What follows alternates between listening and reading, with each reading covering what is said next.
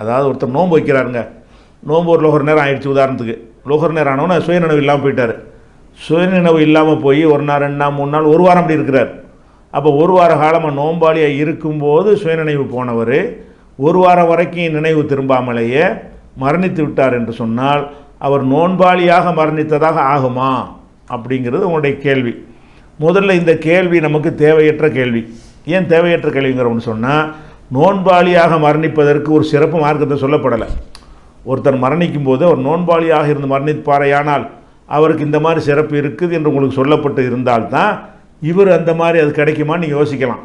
எந்த ஒரு ஹதீஸுகள்லையும் ஒருவர் நோன்பு வைத்துக்கொண்டே மரணித்து விட்டால் அவருக்கு ஒரு பயங்கரமான ஒரு சிறப்பு அந்தஸ்து இருக்குதுன்னு ரசூல்லா சொன்னாங்களா? இல்லை குர்ஆனில் இருக்குதா? அல்லாஹ்வும் ரசூலும் சொல்லலை. நோன்பு நல்ல காரியம், அது வேறு விஷயம். அவர் நல்ல காரியம் செஞ்சது மரணித்தார் என்று சொன்னால் அதுக்கு அல்லாஹ் ஏதாவது சிறப்பாக செய்வான்னு நம்மளா ஒரு நம்பிக்கை வைக்கலாம். அப்படி வைக்கலாமே தவிர நோன்பாளியாக அவர் நோன்பு வைத்துக்கிட்டே மரணிச்சா, சுயநினைவோடு மரணிச்சா கூட, இவர் சுயநினைவு அற்றவராக நீங்கள் சொல்கிறீங்க. நோன்பு வைத்து கொண்டு சுயநினைவு இருக்கும் பொழுதே லோகரில் மூத்தா போயிட்டார்னா அவர் நோன்பாளியாகவே கருதப்படுவாரான்னா அது அவசியம் இல்லையே. அதற்கு ஒரு சிறப்பு மார்க்கத்தை நோன்புக்கு சிறப்பு இருக்கிறது. அவர் அந்த ஹயாத் அல்லாஹ் எடுத்துறதுனால அந்த முழு நோன்பு கூலி அல்லாஹ் கொடுப்பான்.